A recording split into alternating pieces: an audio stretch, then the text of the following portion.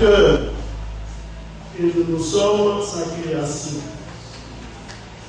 Et lorsque nous considérons ce que l'apôtre Paul dit aux frères de l'homme, aux Romains, il fait savoir que la divinité de notre Seigneur se voit à l'œil. Vous voyez, quand vous prenez la plante, oui, cette toute petite plante qui commence à grandir, on ne se rend pas compte qu'il y a une vie à l'intérieur. Mais notre Seigneur, c'est celui-là qui lui donne la vie. Amen. Alléluia. Elle est fauchée et c'en est terminé pour elle. Alléluia. Regardez un peu, même l'enfant, le bébé, dans le ventre de sa mère. C'est un processus, vous voyez, que la science constate. Mais comment se fait le mécanisme? Il n'y a que le Seigneur lui seul qui le sait. Alléluia. Pensez un peu que nous avons été dans le ventre de notre mère. Alléluia. Et aujourd'hui, nous voici ainsi en train de marcher et de parler. Alléluia. Ça, c'est la force et la sagesse du Créateur.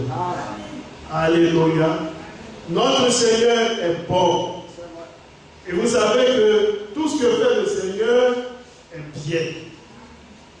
Et quand nous lisons le livre de la Genèse, dès le chapitre 1er, nous voyons qu'à chaque fois que le Seigneur créait, il prenait le soin lui-même d'évaluer sa création. C'est pourquoi à chaque fois nous voyons que le Seigneur dit que cela était bon. Quand il arriva à l'homme, il dit que cela était très bon. Alléluia. Oui, il le fait ainsi pour notre bien à nous. Jamais le Seigneur ne fait une chose pour nous causer des préjudices. Non. Quand il le fait, c'est pour notre bien à nous-mêmes. Quand nous comprenons cela ainsi, nous sommes heureux. Alléluia. Quelquefois, les tourments que nous vivons ne sont en réalité que le résultat de nous-mêmes, des actes que nous posons. Alléluia. Notre Seigneur, il a été toujours bon pour ses enfants. Jamais un homme ne pourra dire que le Seigneur a été mauvais. Le Seigneur a été méchant. Même quand nous passons par des moments difficiles, quand il nous fait passer par des épreuves, la Bible nous dit qu'il prépare toujours une issue.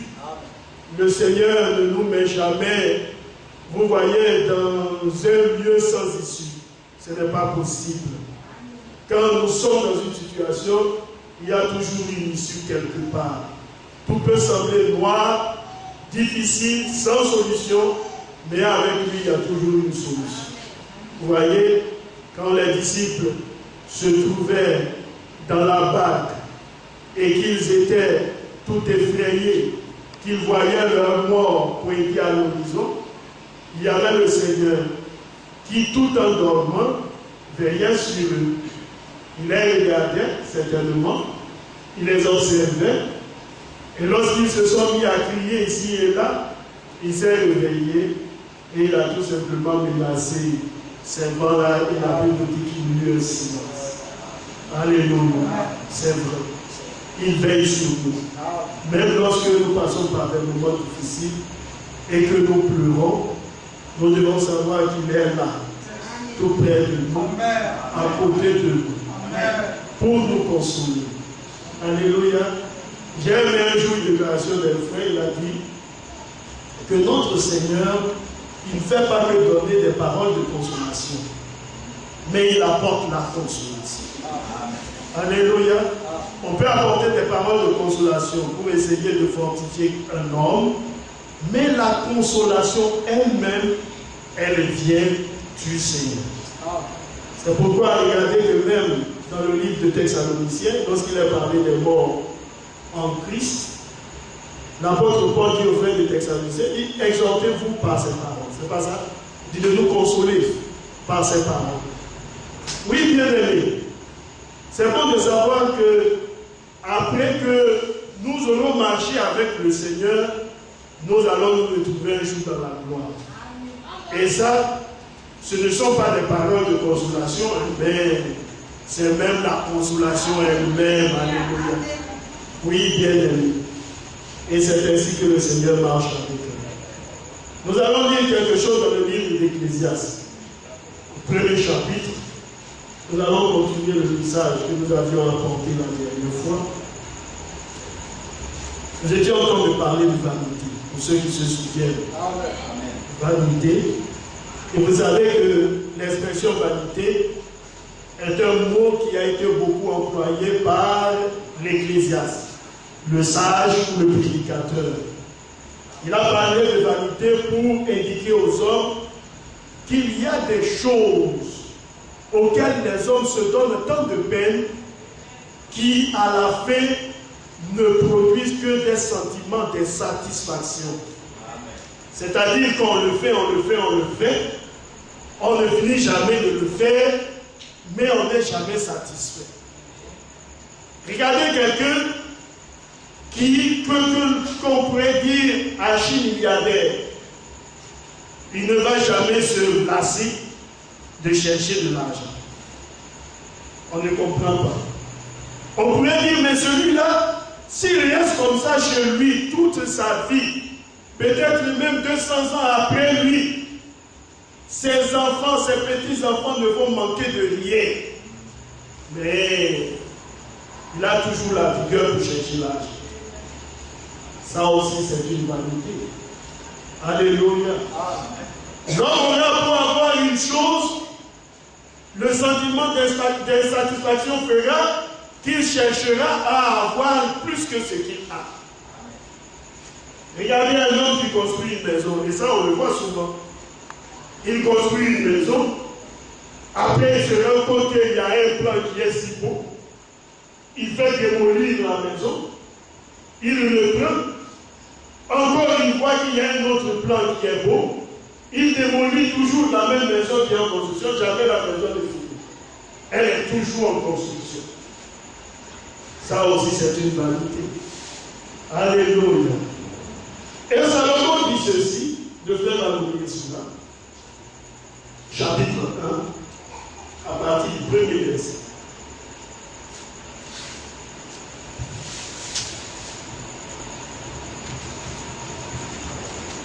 Ecclésiaste chapitre 1, à partir du verset 1. Parole de l'Ecclésiaste, fils de David, roi de Jérusalem. Vanité des vanités, dit l'Ecclésiaste, vanité des vanités, tout est vanité. Quel avantage revient-il alors de toute la peine qui se donne sous le soleil? Une génération s'en va, et un autre vient, et la terre subsiste toujours. Le soleil se lève, le soleil se couche, et il soupire après le lieu d'où il se lève de nouveau. Le vent se dirige vers le midi, tourne vers le nord, puis il tourne encore, et reprend le même circuit. Tous les fleuves vont à la mer, et la mer n'est point remplie. Il continue à aller vers le lieu où il se dirige. Toutes choses sont au travail au-delà de ce qu'on peut dire. L'œil ne se rassasie pas de voir, et l'oreille ne se lasse pas d'entendre. Ce qui a été, c'est ce qui sera. Et ce qui s'est fait, c'est ce qui se fera. Il n'y a rien de nouveau sous le soleil. S'il est une chose dont on dit, vois ceci, c'est nouveau. Cette chose existait déjà dans les siècles qui nous ont précédés. On ne se souvient pas de ce qui est ancien. Et ce qui arrivera dans la suite ne laissera pas de souvenirs chez ceux qui vivront plus tard. Alléluia. Amen. Que le nom du Seigneur soit béni. Amen. Et nous voyons donc les déclarations de l'Ecclésiaste. C'est le sage. Il s'est présenté comme étant le roi de Jérusalem, le fils de David. Et pour tous ceux qui lisent leur Bible, comme nous exhortons les bien-aimés à lire souvent la Bible, il se rend compte que Salomon a reçu du Seigneur une grâce particulière. Lorsque le Seigneur lui a demandé, il dit: Salomon, demande ce que tu veux. Salomon, qui savait qu'il avait un peuple à gérer, qu'il devait résoudre des différends, parce que c'est cela, lorsque vous êtes placé sur des personnes pour les conduire, vous savez que là où il existe des hommes, un rassemblement d'hommes, il y a toujours des problèmes à régler. Et Salomon, dans le souci de bien conduire le peuple de Dieu, il a demandé au Seigneur la sagesse. Le Seigneur qui est fidèle. Parce que vous voyez, la Bible nous dit que le Seigneur pourvoit même au-delà de ce que nous pensons, ce que nous demandons.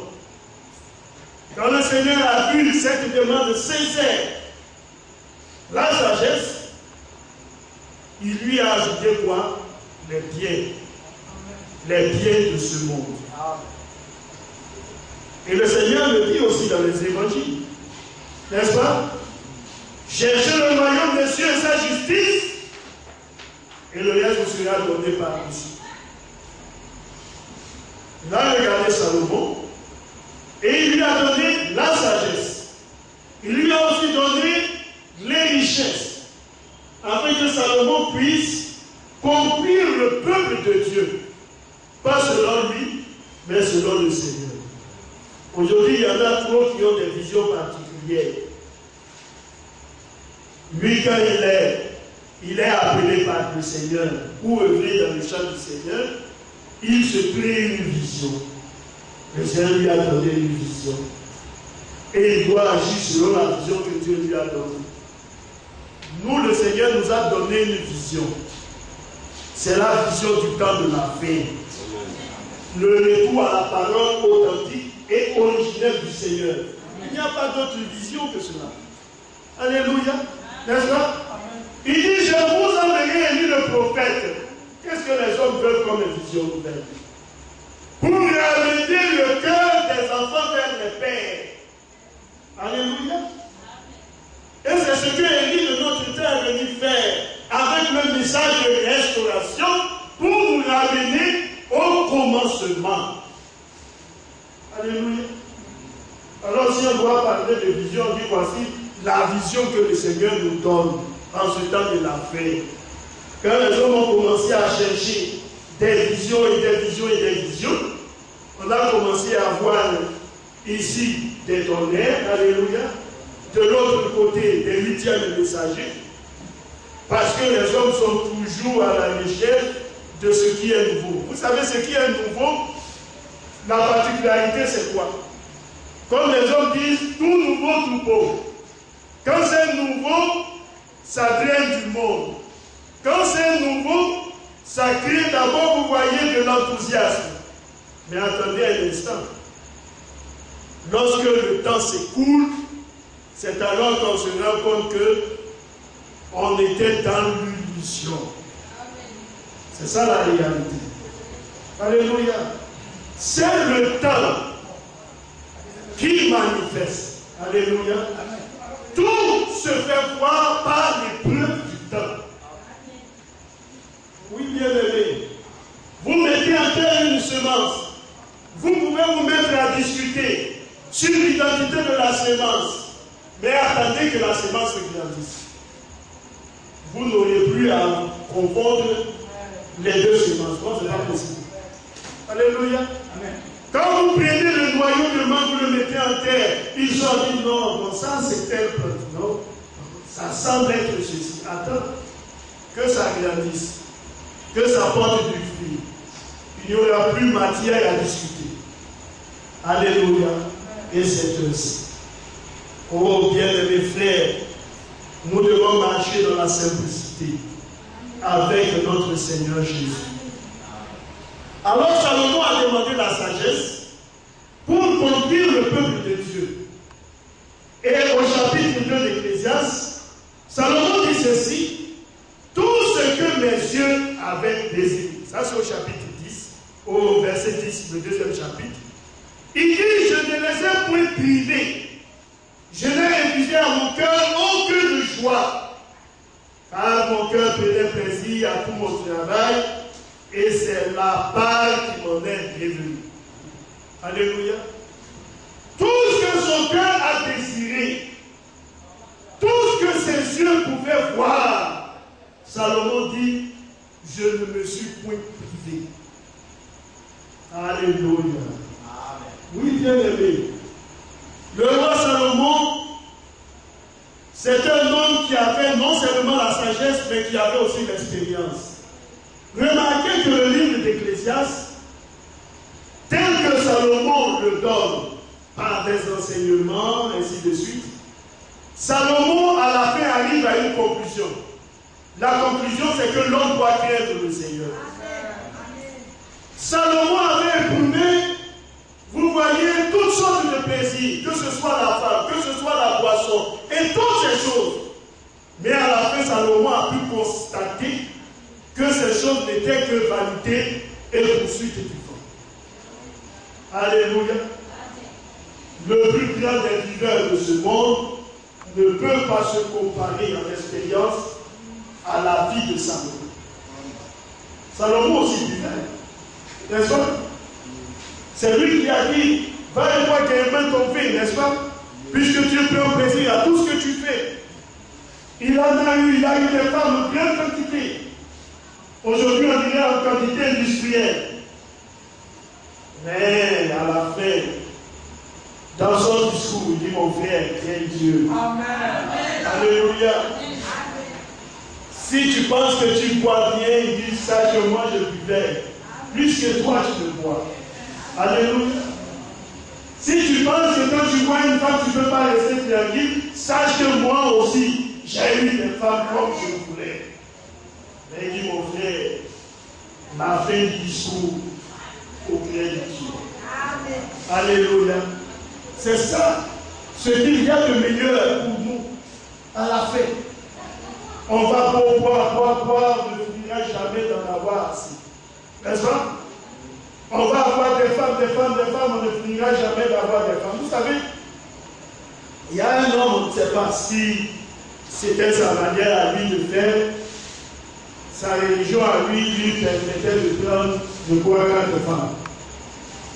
Donc, pour rester, parce qu'à la fin, c'est ce qui nous a semblé, pour rester un peu dans les limites de ce que sa religion lui prescrivait, il a 4 femmes, il prend une nouvelle, mais il y a une qui part. Donc, il reste toujours dans la limite des 4 femmes. Ça, c'est une vanité. Alléluia. Oui, bien mes frères et sœurs. Et dans le livre de Roi, 1 Roi, le chapitre 11, je l'avais dit la fois passée, nous allons voir comment Salomon aussi a vécu. Quand on parle, vous voyez, les hommes rentrent dans les histoires de polygamie et ainsi de suite. Salomon aussi, il a dit une chose merveilleuse. 1 Roi, le chapitre 11, si le frère peut lire, à partir du premier verset.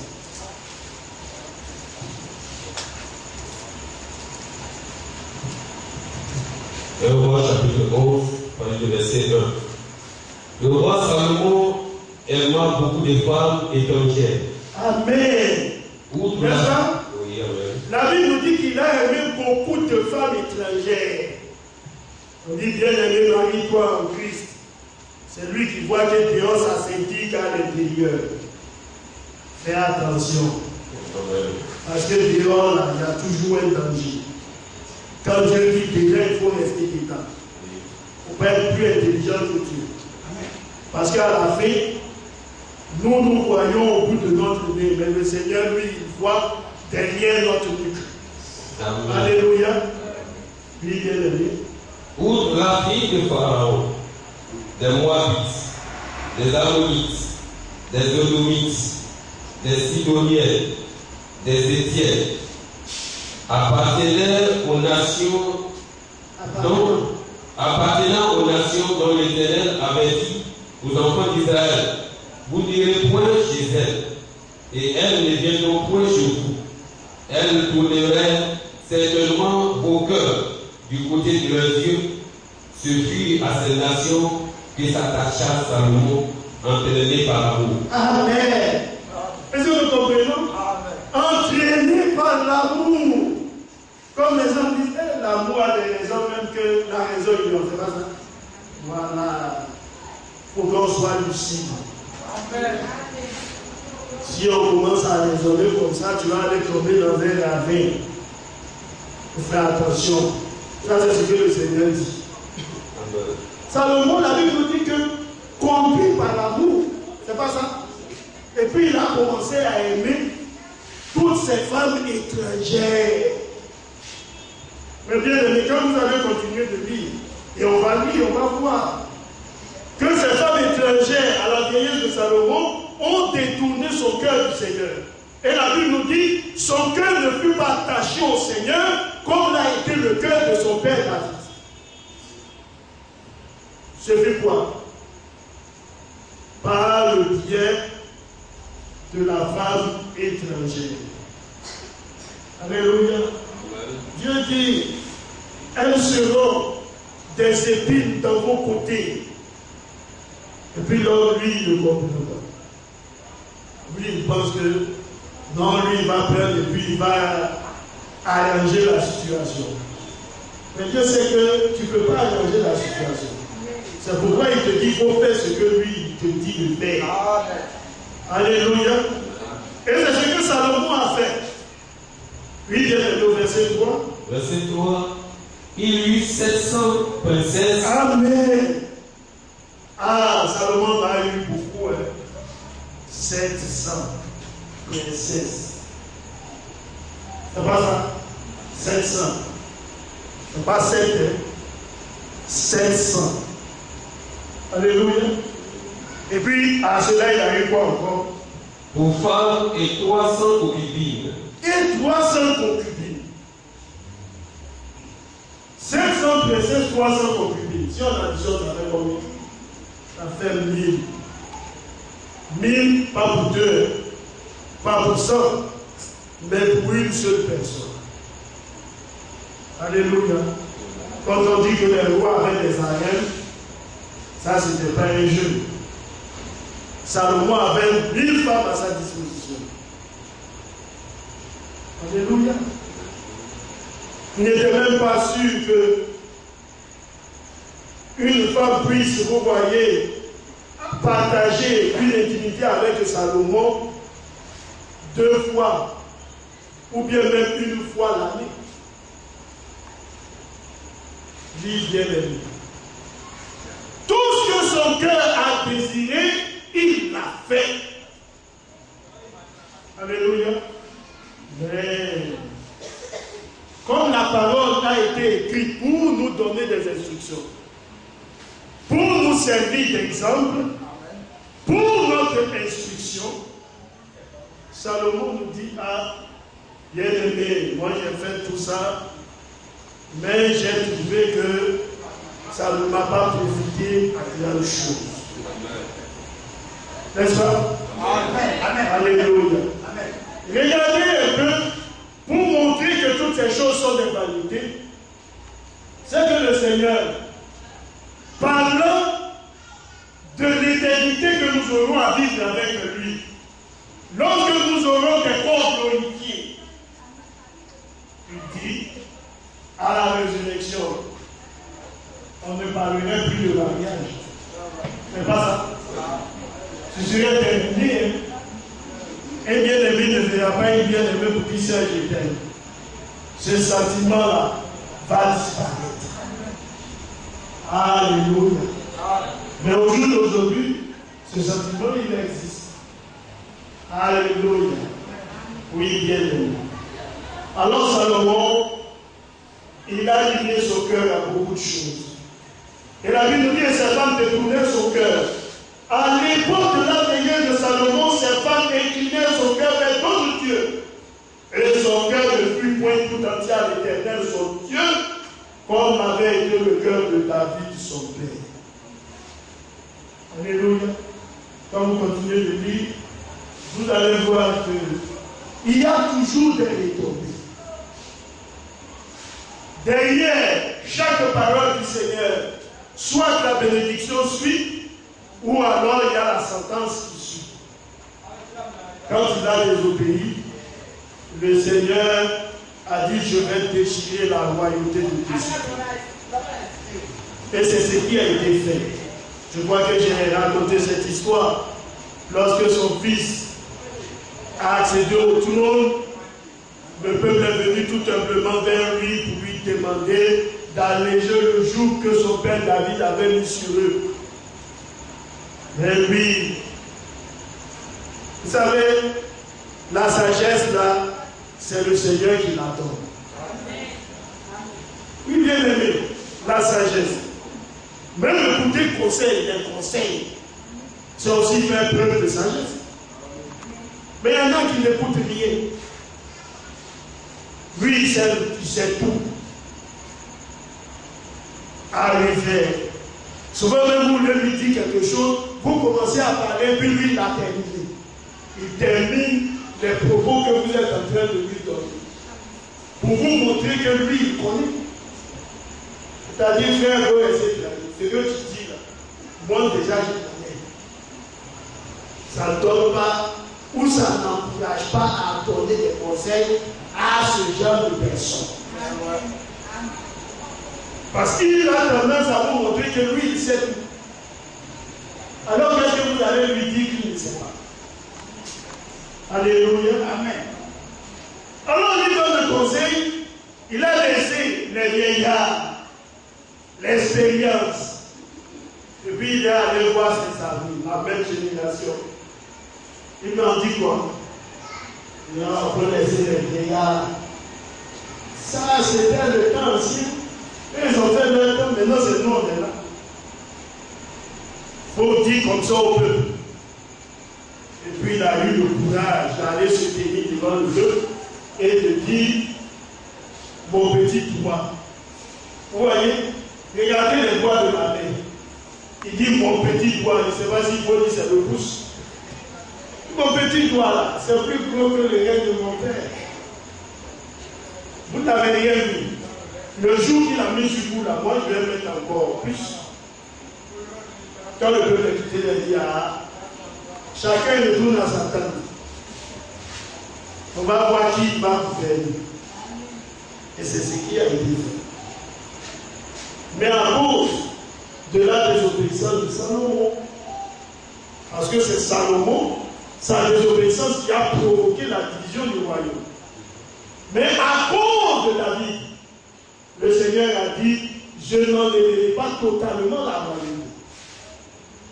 Et à la fin, on a connu le royaume d'Israël avec Samarie pour capitale et le royaume, vous voyez, de Juda avec Jérusalem pour capitale.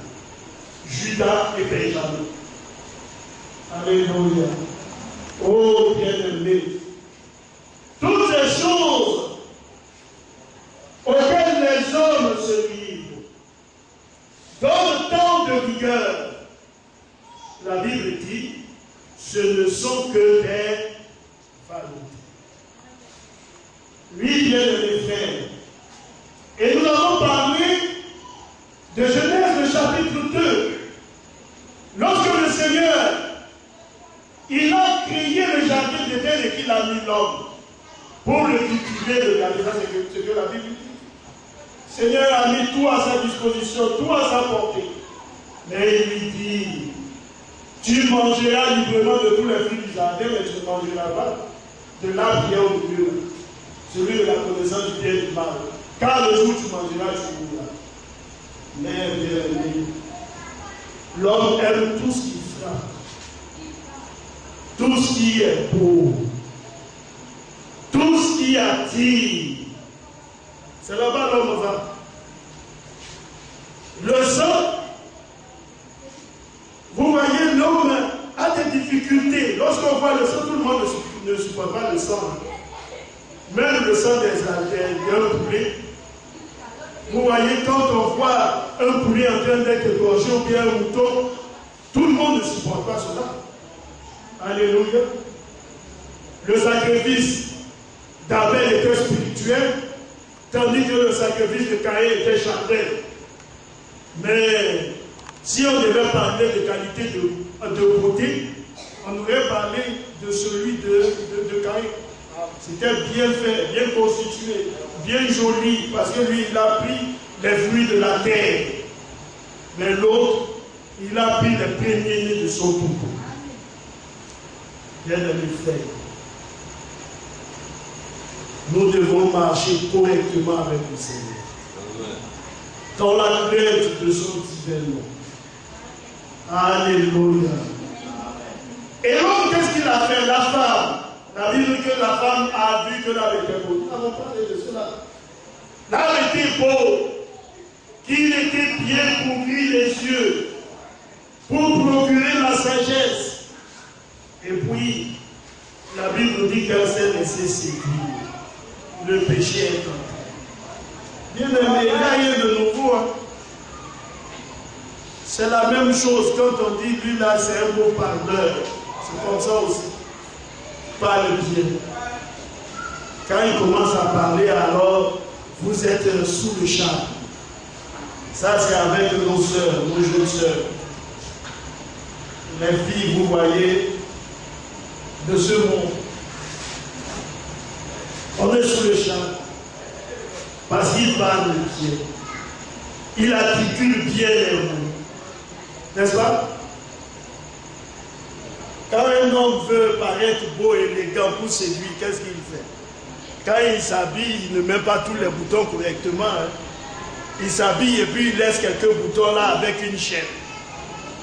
Et puis quand il est là devant la demoiselle, il lui parle, elle regarde, elle voit la chaîne qui brille là, peut-être c'est de l'or et autres, on est... C'est comme ça que les hommes procèdent. Parce qu'il faut frapper à l'œil. Il faut se faire admirer. C'est pas ça? Alléluia. Vous voyez le jeune dans la cour, c'est toujours lui qui a là, vous voyez le tricot sur l'épaule. Peut-être qu'il a une poitrine bien velue, le thorax bien dessiné. Et puis quand la jeune fille elle regarde ça, elle commence à avoir des idées. Oui, là c'était beau. Hein. C'était beau. Et le fruit était bien pour ouvrir l'intelligence. La femme a contemplé. Et c'est comme ça que les hommes se font contempler. Les hommes se font admirer avec de beaux poèmes. N'est-ce pas? Tu es mon soleil. Tu éblouis ma vie. Quand je te vois vraiment, je suis joyeux. Je ne peux pas dormir sans toi. Et puis quand elle est assise chez elle là-bas, elle pense qu'elle a trouvé son plein charme. C'est un mauvais esprit qui veut t'amener loin du Seigneur. Il faut faire attention. Les hommes ont toutes sortes de... Vous voyez, statistiques. Et ça, c'est ce jeu de serpent aussi, en fait. Ah oui, c'est présenté bien à la femme, ainsi de suite. Et puis quand elle a baissé la garde, c'en est terminé. Le péché est tenté. Et c'est la même chose, bien aimé. Il n'y a rien de nouveau sous le soleil. Amen. Tout ce qui se fait là, ça a déjà été fait. Ça, c'est ce que la Bible dit. On dit, oh, ici aujourd'hui, la même l'homosexualité, on parle trop de ça. Vraiment, le monde est gâté, ainsi de suite. Mais ça existait avant. Avant, ça existait. C'est pourquoi dans le livre de Lévitique, la Bible nous dit, si deux hommes commettent ces choses-là, on les plaint et on les lapide. C'est parce que ça se faisait. Et le Seigneur lui-même prend le soin de dire, si vous voyez que je suis en train de chasser les nations, les Cananéens devant vous, et vous donnez le territoire de Canaan, c'est parce que je leur reproche ces choses-là. Quand vous lisez le livre de Lévitique, vous verrez que c'est écrit. Ce sont des choses qui se commettaient dans le passé et qui aujourd'hui se commettent toujours, mais peut-être aujourd'hui, ça se commet un peu plus. Mais ce sont des choses qui existaient avant. Tout ce que nous voyons, il n'y a pas Vous voyez les mauvais esprits là. Ils existent depuis longtemps. Ce n'est pas aujourd'hui que les mauvais esprits ont commencé à exister. Quand on dit un démon de mensonge, il est un démon de mensonge depuis. Alléluia. Un démon de débauche, il est un démon de débauche depuis longtemps. Alléluia. Il y a donc en réalité rien de nouveau qui se fait sous le soleil. La vie de l'homme a été comparée par le Seigneur comme une vapeur. N'est-ce pas? Dans le livre de Jacques, le chapitre 4, la Bible nous dit que notre vie là c'est une vapeur. Et la vapeur c'est quoi? Nos sœurs qui préparent, elles mettent la marmite au feu, tout commence à bouillir, on ouvre un peu. Vous voyez, on enlève le couvercle et vous voyez une vapeur qui monte. Dieu dit c'est comme ça notre vie. C'est une vapeur. C'est pourquoi le Seigneur pour lui là, 1000 ans sont considérés comme un jour, n'est-ce pas? Amen. Quand Dieu nous regarde, nous on dit l'homme il a vécu 80 ans. Pour Dieu il a fait quelques minutes sur la terre. C'est comme ça. Alléluia. Oui, bien-aimé. Alors dans le livre de Matthieu, la Bible nous dit que le ciel et la terre passeront. Mais il n'y aura que ma parole qui ne passera pas. Alléluia. Oui, bien-aimé. Nous fixons nos yeux sur ce qui est éternel. Parce que la Bible nous dit que tout ce que nous voyons là est censé passer un jour. Tout. Nous voulons vivre éternellement. C'est de mettre notre foi dans la parole de Dieu. Parce qu'il n'y a qu'un seul qui est éternel. Selon le livre de Dieu. Alléluia. Oui, la parole de Dieu est éternelle. Et c'est celle qui nous a été annoncée par le moyen de l'évangile. La parole éternelle, immuable, incorruptible de Dieu. Ce n'est pas étonnant que cette terre sur laquelle nous vivons aujourd'hui est appelée à passer. N'est-ce pas? Le ciel et la terre passeront. Elle va passer d'une forme à une autre. Et le Seigneur nous a montré le processus. Comme la naissance d'un homme. Il faut l'eau, le sang, et à la fin vient l'esprit. Et le Seigneur nous indique au moyen de sa parole que nous sommes à la quatrième étape. Nous sommes à la deuxième étape. C'est pas ça. Amen. Il y a eu le déluge sous Noé. Il y a eu la rédemption par le sang. Et il reste quoi? Le baptême de feu. Alléluia. Et alors, nous retournerons au commencement. Alléluia. Oui, bien-aimé. Il n'y aurait que la parole de Dieu qui va demeurer.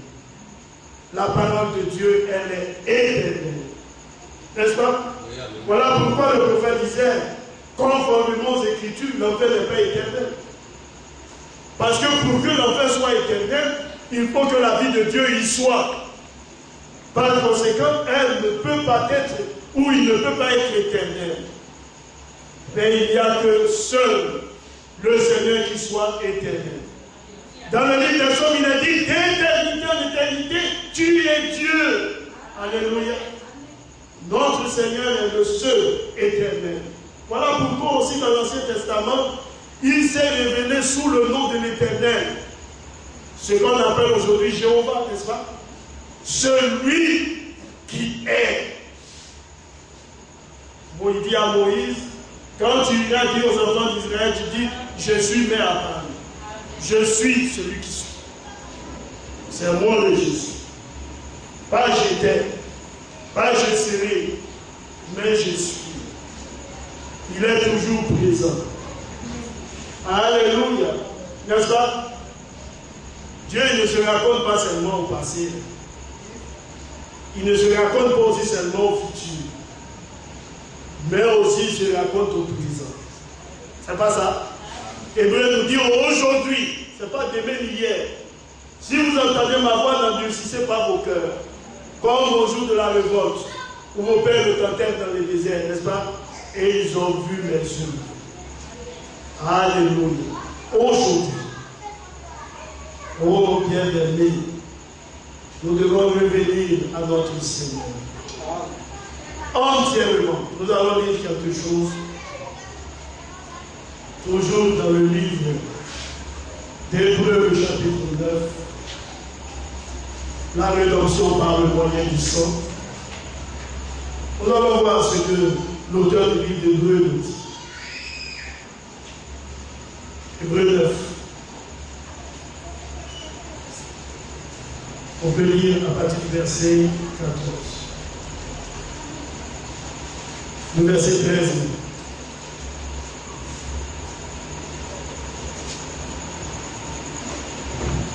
Verset 13 de Hébreux 9. Car si le sang des taureaux et des boucs et la cendre d'une vache répandue sur ceux qui sont tués sanctifie et procure la pureté de la chair, combien plus le sang de Christ qui, par l'Esprit éternel, s'est offert lui-même sans tache à Dieu, purifiera-t-il votre conscience des œuvres mortes afin que vous serviez le Dieu vivant. Amen.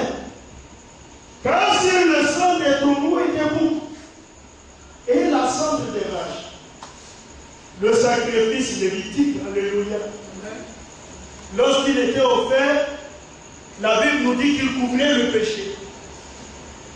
Et la Bible nous dit que le peuple devait toujours renouveler le sacrifice parce que le souvenir demeurait toujours. Voilà pourquoi il fallait le renouveler chaque année. Alléluia. Mais ça a son importance. Parce que le sang servait à faire l'expiation. Quand le sacrificateur entrait dans le lieu très saint, il entrait avec le sang. Et il le répandait sur le propitiatoire. Et la grâce était accordée au peuple. Alléluia. Bien-aimé. Mais comparé à ce sacrifice, celui de Christ, la Bible dit combien plus le sang de Christ par l'Esprit qui fait combien de temps? L'Esprit éternel. Amen. Alléluia. Le Saint-Esprit est l'Esprit éternel. Vous comprenez pourquoi, quand nous le recevons à l'intérieur de notre cœur, même la mort, nous ne la craignons plus. Amen. C'est terminé. Celui qui croit en moi, dit et en celui qui m'a envoyé, il a la vie éternelle, n'est-ce pas? Et il n'est point en jugement, mais il est passé de la mort à la vie. Nous l'avons à l'intérieur de notre cœur. Et alors même la mort, nous ne redoutons plus la mort. Alléluia. C'est terminé. Vous savez, le prophète, lorsqu'il voulait donner l'exemple sur la mort triomphante du Seigneur, il dit regardez l'abeille. Il dit lorsque l'abeille vous pique, elle fixe, vous voyez, son dard à l'intérieur de votre corps. Et tout de suite, elle perd, vous voyez, son dard. Il dit c'est ainsi lorsque la mort est venue contre le Seigneur, alors le diable ou la mort, en éjectant son dard, n'a pas pu retirer le dard. C'est terminé. C'est resté. Et le Seigneur, il a ôté ce qui donnait le pouvoir à la mort. La Bible nous dit qu'il a rendu impuissante la mort. Même celui qui avait le pouvoir sur la mort, c'est-à-dire le diable. C'est pourquoi le séjour des morts, le tombeau, ne peuvent, vous voyez, effrayer l'enfant de Dieu. Job a dit, je sais que mon Créateur, mon Rédempteur se réveillera. N'est-ce pas? Il dit, quand il n'y aurait même plus de chair sur mes os, mes yeux le verront. Il se révélera le dernier. Alléluia. Romain nous dit aussi, si l'esprit de celui qui a ressuscité Christ d'entre les morts habite en vous, il donnera la vie à vos corps morts. Quand nous continuons de lire toujours le livre d'Hébreux, la Bible nous dit que Jésus est devenu, pour tous ceux-là qui lui obéissent, l'auteur d'un salut qui est comment? Éternel. Alléluia. Un salut éternel. Voilà ce que Christ nous offre lorsque nous l'acceptons et lorsque nous décidons de marcher avec lui. Il ne nous donne pas un salut où il nous a donné et puis vous voyez on le perd, non. Mais quand il nous donne, il nous l'a donné. Quand un homme dit réellement j'ai le salut, alors il n'a rien de nous. Alléluia. Que le nom du Seigneur soit béni.